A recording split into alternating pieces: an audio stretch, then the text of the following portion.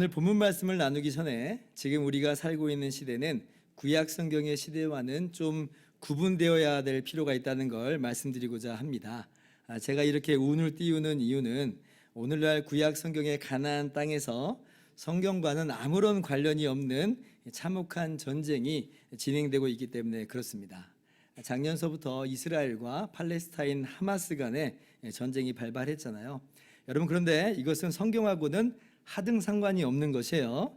지금 팔레스타인 민족은 아랍 계통의 민족입니다. 성경 당시의 가나안 민족하고는 전혀 다른 민족이라고 하는 것을 우리가 알 필요가 있고요. 그리고 무엇보다도 지금 이스라엘 민족이 하나님의 언약 백성으로서 여전히 유효한 것인지에 대해서 우리가 좀 심각하게 고민할 필요가 있어요. 물론 이제 여전히 그렇다라고 말하는 우리 개신교의 일부 입장이 있긴 합니다만은, 그러나 우리 많은 개신교회 입장으로서는 구약의 이스라엘 민족은 신약 시대의 영적 이스라엘, 즉 우리죠, 교회의 자양분이요 그림자로서 그 소임을 다했다라고 하는 그런 입장입니다. 저는 그런 견해를 취하고 있어요.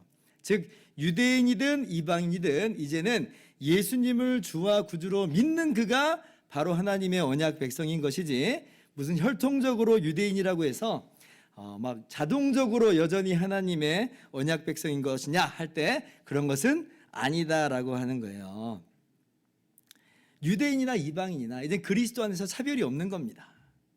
유대인이나 이방인이나 예수님을 믿는 자가 바로 그가 하나님의 백성이에요. 성경이 분명히 말하죠. 그러나 너희는 택하신 족속이요 왕 같은 제사장들이요 거룩한 나라요 그의 소유가 된 백성이니.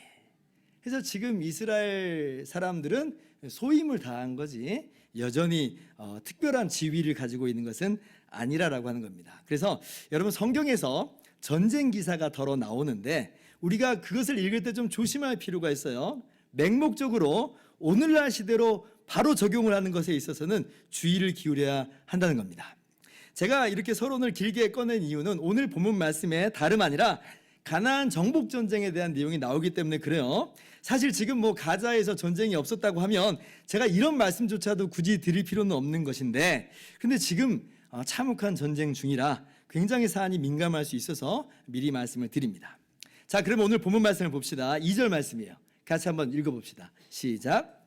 주께서 주의 손으로 뭇 백성을 내쫓으시고 우리 조상들을 이 땅에 뿌리박게 하시며 주께서 다른 민족들은 고달프게 하시고 우리 조상들은 번성하게 하셨나이다. 자, 하나님께서 뭇 백성을 내쫓으셨다 그래요.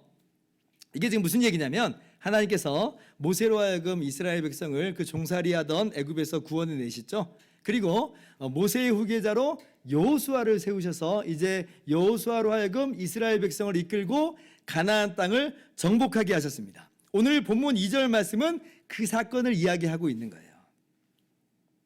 자, 그러면 먼저 하나님께서 왜 가나안 민족을 내쫓으셨는지를 우리가 우선 알아야 합니다. 그냥 하나님께서 단지 이스라엘 백성을 위해서 다른 민족은 고달프게 하신 것인가? 여러분, 그렇지 않습니다. 하나님께서 이스라엘 백성에게, 그러니까 그들의 조상인 아브라함에게서부터 가나안 땅을 기업으로 주겠다라고 하신 것은 분명한 사실이에요. 그러나 하나님께서 그렇다고 막무가내로 그렇게 하신 것이냐라고 할 때 그렇지 않다라고 하는 거예요. 창세기 15장 16절을 보면 하나님께서 아브라함에게 가나안 땅을 주시겠다 분명히 말씀하십니다. 그런데 뭐라고 말씀하시냐면 아직은 아니라는 거예요. 이건 400년도 더 넘게 한참 뒤에 있을 일이라 라고 말씀하십니다. 왜 그런가? 라고 할 때 하나님이 지금 힘이 없어서 그런가? 아니라는 거예요. 뭐라고 말씀해요? 이는 아모리 족속의 죄악이 아직 가득 차지 아니함이로다. 지금 가나안의 원주민인 아모리 족속의 죄가 가득 차지 않았다. 그래서 아직은 주시지 않는다는 거예요. 그리고 이제 아브라함 이후에 한 600년도 더 지난 그 상황에서 이 여호수아로 하여금 이스라엘이 가나안 땅을 정복하게 된 것이죠. 자, 그럼 이제 그건 무슨 얘기가 되겠어요? 아모리 족속의 죄악이 찼다는 거예요. 찼다는 거예요. 그러니까 이 하나님께서 이스라엘에게 약속하신 땅을 주신 것은 분명합니다만은, 그러나 다른 한편으로는 어떤 의미를 가지고 있는 거냐면 죄악된 가나안 사람들을 향한 하나님의 공의의 심판이 집행되고 있는 거예요. 그 도구로 이스라엘 백성이 사용되고 있는 것이다. 신명기 9장 5절도 동일하게 말씀을 하시죠. 자, 같이 한번 읽어봅시다. 또 시작.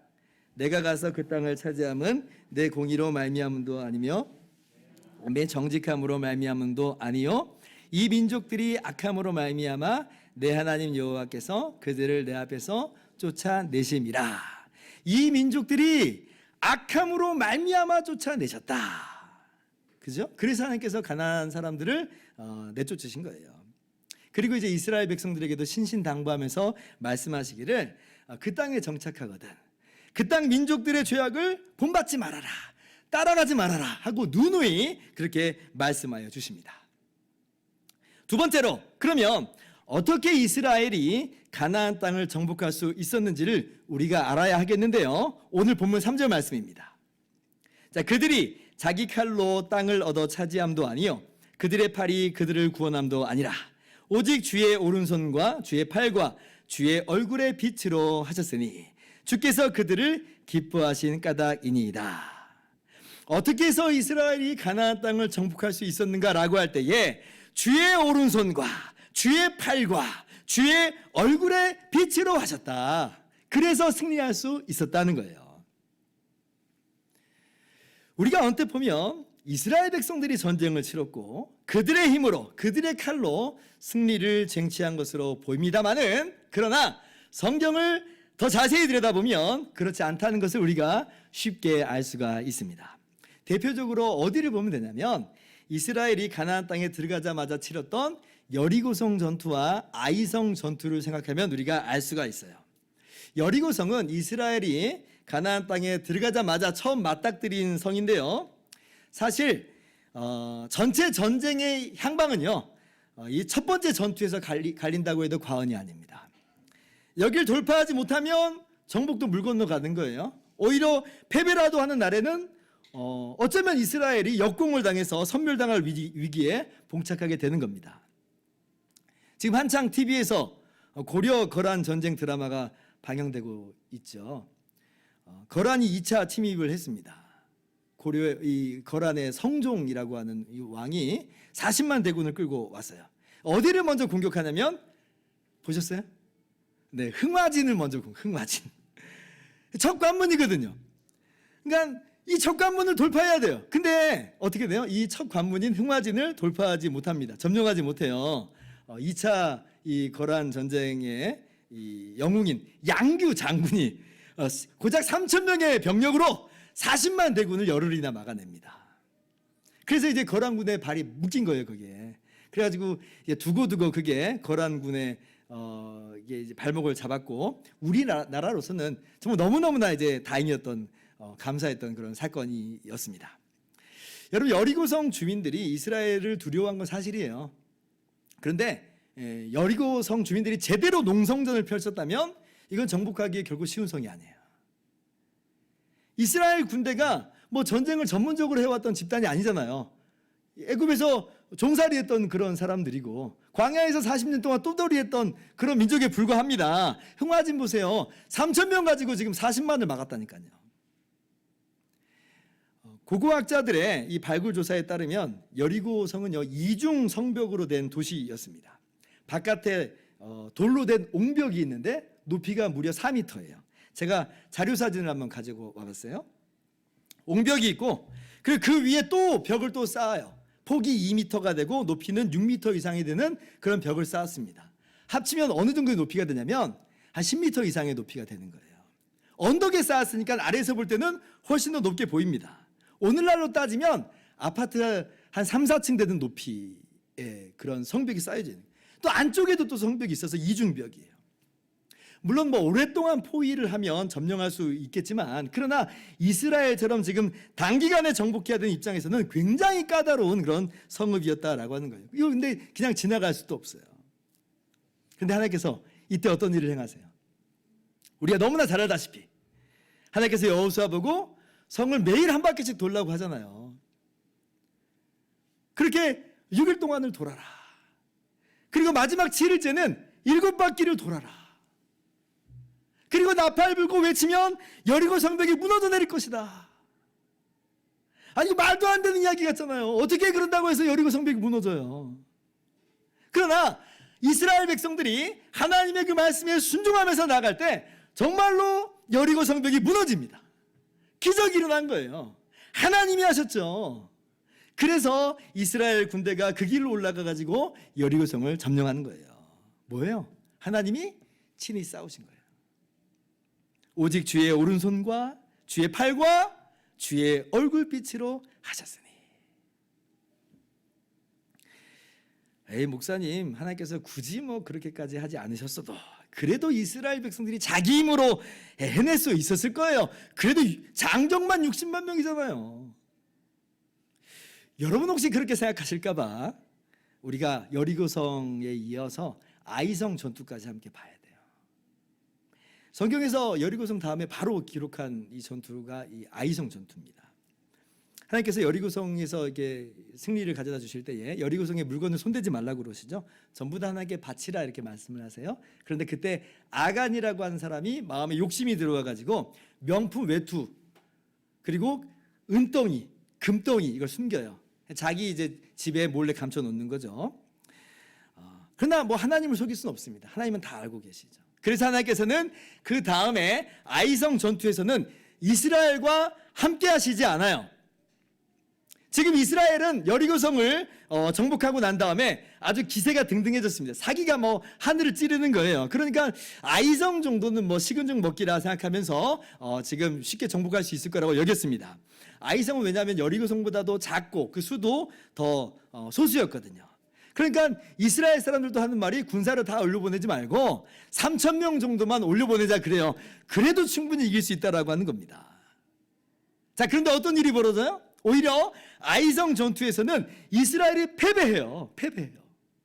어째서 그런가? 라고 할 때에 하나님께서 아간의 범죄로 범죄하신 거죠. 그런데 성경을 보면 굉장히 흥미로운 표현을 쓰세요. 여호수아 7장 12절 하반절을 보세요. 자, 그 온전히 바친 물건을 너희 중에서 멸하지 아니하면 내가 다시는 너희와 함께 있지 아니하리라. 자, 내가 다시는 너희와 함께 있지 아니하리라. 자, 아간이 훔친 그 물건을 제거하라는 거예요. 제거하지 않으면 내가 다시는 너희와 함께하지 아니하리라. 저는 이 말씀이 이렇게 들렸습니다. 하나님이 함께하시지 않은 아이성 전투가 진짜 이스라엘의 실력이라는 거예요. 진짜 이스라엘의 실력이에요. 하나님이 함께하시지 않으면 아이성 사람들에게도 패배할 수밖에 없는 이스라엘은 오합지졸이라는 겁니다. 너희들끼리 한번 해봐라 해서 갔더니 아이성에서 무참하게 깨졌거든요. 하나님께서 함께 하셨기 때문에 여리고성에서도 이길 수 있었던 것이지 이게 이스라엘 백성들의 실력이 결코 대단해서라고 하는 게 아니라는 거죠. 그 이후에 이 이스라엘의 모든 정복 전쟁도 마찬가지라는 겁니다. 이스라엘의 실력이 대단해서 그런 게 아니라라고 하는 거예요. 그리고 이제 나중에 아간과 그 훔친 물건을 제거했을 때 그리고 다시 아이성 전투가 재개되죠. 그때는 어때요? 그때 비로소 이스라엘이 승리하는 거예요. 여러분, 이게 이스라엘이 자체로 가지고 있는 힘이 굉장히 대단하고 출중해서 그런가요? 그렇지 않아요. 하나님이 함께 하시기 때문에 그래서 이기는 거예요. 하나님이 친히 싸우시기 때문에 승리하는 거예요. 그래서 결국 이스라엘이 가나안 땅을 정복할 수가 있었던 것입니다.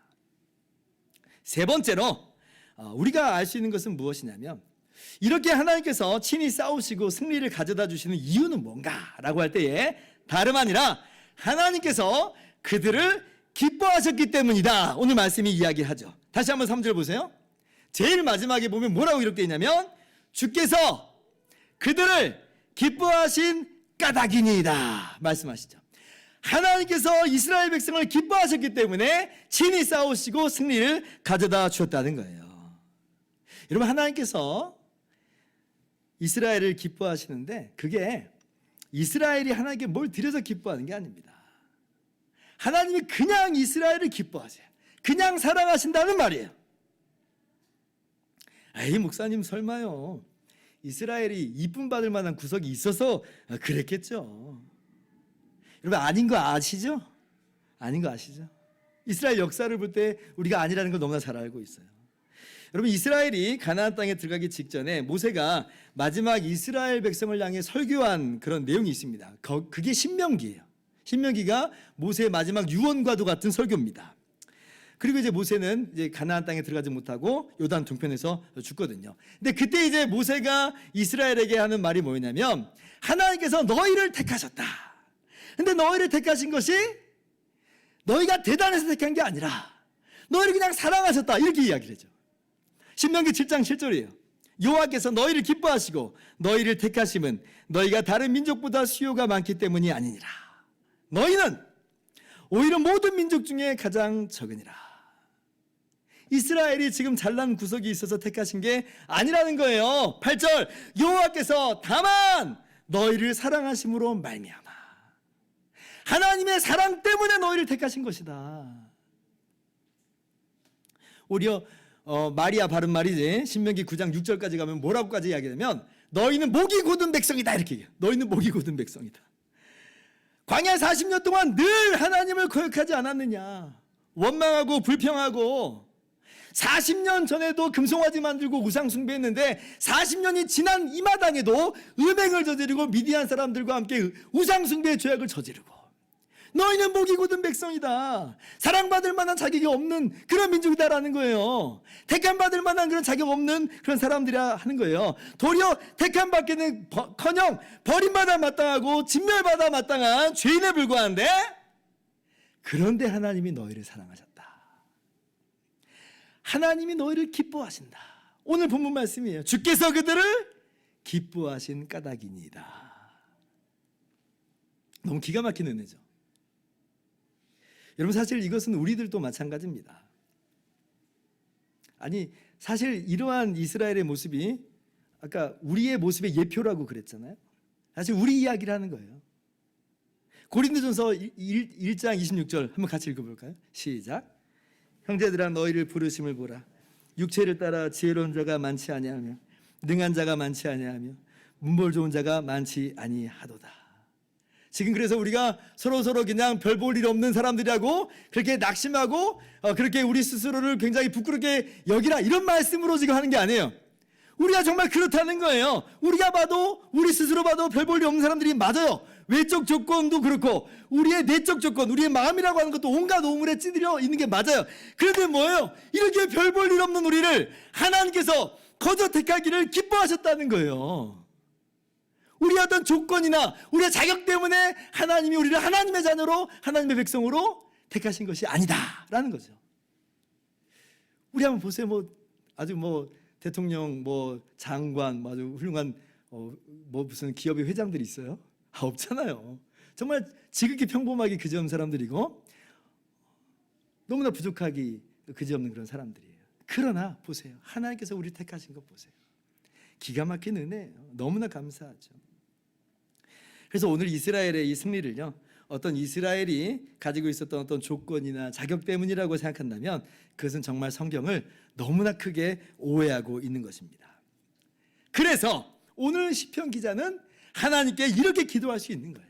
자, 4절 말씀이에요. 하나님이여 주는 나의 왕이시니 야곱에게 구원을 베푸소서. 우리가 자격이 있어서 구하는 것이 아닌 줄 압니다. 우리는 자격이 없습니다. 우리는 조건도 대단하지 않습니다.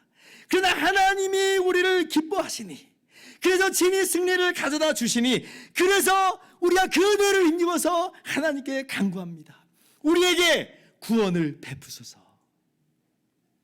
하나님은 능하신 우리의 왕이십니다. 우리를 기뻐하시는 우리의 왕이십니다. 그러니 우리 조상들에게 그러셨던 것처럼 지금 우리에게도 그리하소서라고 하는 게 지금 우리를 구원하소서예요. 여러분 하나님께서 변함없는 신실하신 사랑으로 우리를 붙잡고 계심을 믿으시기 바랍니다. 그 은혜와 자비를 의지하여 기도하세요. 우리에게 구원을 베푸소서. 그리고 그렇게 오직 하나님만을 의지하는 자에게 하나님께서는 오늘도 놀라운 은혜를 부어주실 줄을 믿습니다. 자, 근데요, 우리가 한 가지 더 알아야 될 그런 것들이 있습니다. 뭐냐면, 사실 이렇게 지금 기도하고 있는 시편 44편의 상황이요, 지금 결코 밝고 유쾌한 상황이 전혀 아니라고 하는 사실이에요. 오히려 오늘 시편 44편은 어떤 배경이냐면, 너무나 암울하고 답답하고 정말 사방이 벽으로 꽉 막혀 있는 것 같은 그런 깜깜한 상황이에요.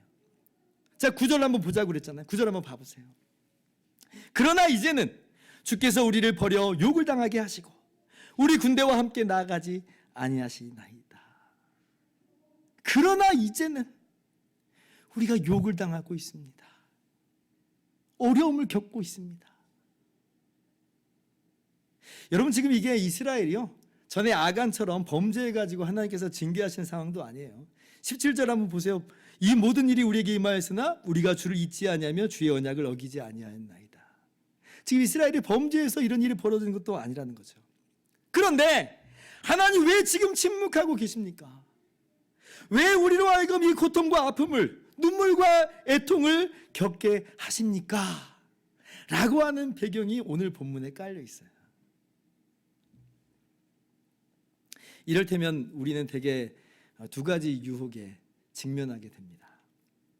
첫째는 어떤 유혹이냐면, 하나님의 신실하신 은혜와 사랑을 불신해 버리고자 하는 그런 유혹이 다가옵니다. 옛날에는 그랬겠지. 옛날에는 그랬을지 몰라도 근데 지금은 아니야. 조상들 때에는 그랬을지 모르지만 내게는 아니야. 안 그렇다면 왜 내가 이렇게 힘들어야 돼? 심지어 옛날에도 정말 그랬을까? 라고 하는 그런 생각도 막 들기도 해요. 이거 막 전부 다 거짓말 아니야? 라고 하는 의심에 빠져드는 거죠. 시편 기자가 나열했던 승리는요, 사실 이게 뭐예요? 이거 전해드린 거예요. 조상들로부터 대대로 전해들은 겁니다. 직접 체험하고 경험한 사건이 아니에요. 이를테면 어떤 거하고 같냐면, 우리가 신약 성경에서 예수님의 그 수많은 기적들을 읽잖아요, 듣잖아요. 근데 우리가 본 것도 아니고 경험한 거 아닙니다. 그냥 읽고 듣고 있는 거예요. 마치 그것과도 같아요. 읽긴 했지만, 듣긴 했지만 이건 옛날 이야기지 지금은 아니야. 우리의 고통스러운 상황이 우리에게 마구마구 그렇게 속삭이는 거예요. 그러다 보니까 심지어 이제 어떤 유혹이 찾아오냐면 이런 거예요. 역시 사람이 믿을 건 내 주먹밖에 없어 라고 하는 속삭임으로 번져갑니다. 내가 해야 하는 거지 뭐 하나님이 뭐 하신다고 그래 라고 하는 거예요. 그러면서 이제 이리저리 머리를 굴려가기 시작하고 하나님을 더 이상 의지하지 않으려고 합니다. 종교는 그저 감정인 것이지 실제 삶의 역사하고는 무관한 거야 하고 선을 딱 그어버리는 거예요. 신앙생활은 주일에나 하는 거지 하면서 주중에 직장과 사업과 가정은 철저하게 세속적인 기준에 맞춰가는 거예요. 왜 그래요? 하나님이 지금은 일하시지 않는 것처럼 보이니까요. 기도해봤는데 기도해봤자 삶의 변화가 체감되지 않거든요. 여전히 힘들고 고통스러운 그런 삶의 시간들 뿐이니까. 그러니까 역시 믿을 건 내 주먹밖에 없는 거야 하는 유혹들이 찾아온다는 거죠.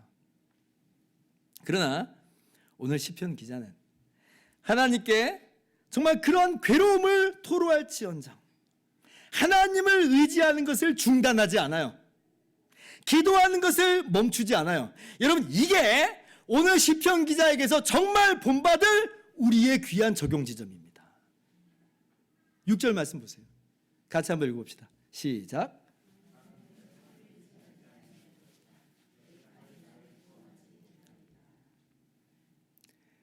지금 성공적인 상황에서 이런 얘기를 하는 게 아니라니까요.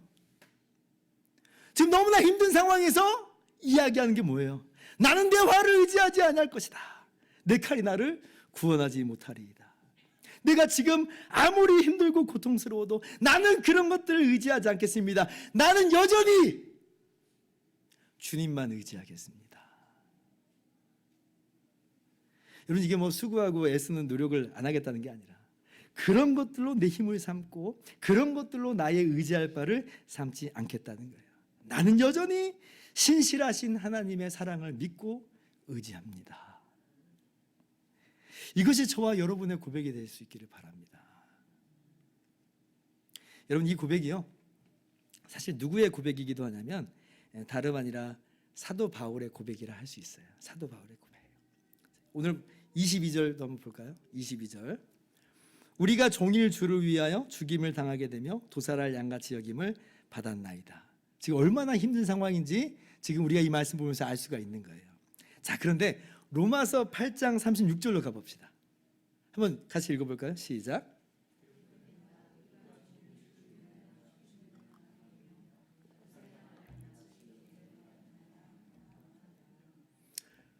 보면 똑같은 말씀이죠.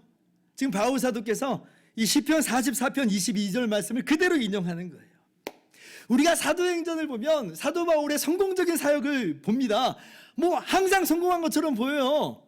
문제가 없었던 것처럼 보여요. 어려움도 있었지만 그걸 돌파하게 하시는 하나님의 역사를 막 보는 거예요. 근데 그렇지 않습니다. 그렇지 않을 거예요. 인생 그렇게 단순하지 않아요. 그거 외에 숨겨진 많은 이야기들이 있다는 거예요. 도살당할 양 같은 신세다. 이게 무슨 이야기예요? 아무것도 할 수 없는 무기력한 처지라는 거예요. 도살당할 양이 무슨 힘이 있어요? 어떻게 벗어날 수 있어요? 꼼짝도 못한다는 거예요. 꼼짝없이 잡혀 죽을 그런 신세다라고 하는 거예요. 그래서 이 무기력한 상황과 심정에서 헤어나올 수 없는 것처럼 보이지만, 그러나 사도 바울께서 뭐라고 말해요? 이내 37절에 그러나 이 모든 일에 우리를 사랑하시는 이로 말미암아 우리가 넉넉히 이기느니라. 넉넉히 이기느니라. 하나님이 내 사역 가로막으시는 것 같고 내 앞길 가로막으시는 것 같고 어쩌면 버림받은 것 같은 그런 심정이 들지만 나는 그거 아니라고 하는 걸 안다는 거예요. 그런 마음에 속지 않겠다는 거예요. 그건 사단의 속삭임에 불과하다는 겁니다. 자기 아들을 아끼지 아니하시고 우리 모든 사람을 위하여 내주신 이가 어찌 그 아들과 함께 모든 것을 우리에게 주시지 않겠느냐. 누가 우리를 그리스도의 사랑에서 끊으리요? 환난이나 공고나 박해나 기근이나 적진이나 위험이나 가리랴. 39절 같이 읽을까요? 시작. 높음이나 깊음이나 다른 어떤 피조물이라도 우리를 우리 주 그리스도 안에 있는 하나님의 사랑에서 끊을 수 없으리라. 아멘. 아멘. 하나님은 변함없이 나를 사랑하셔. 나는 주님의 십자가 보면서 오늘도 확신해. 그렇기 때문에 나는 내 칼과 내 활을 의지하지 않아. 변함없이 신실하신 하나님을 의지하면서 난 나아갈 거야. 이것이 바울의 고백이에요. 이제 말씀 마칩니다. 힘드십니까? 마음이 괴로우십니까? 혹시 낙심이 찾아오고 불안하십니까? 눈물과 한숨이 끊이지 않습니까? 그리스도 예수 안에 있는 하나님의 변함없는 사랑을 바라봅시다.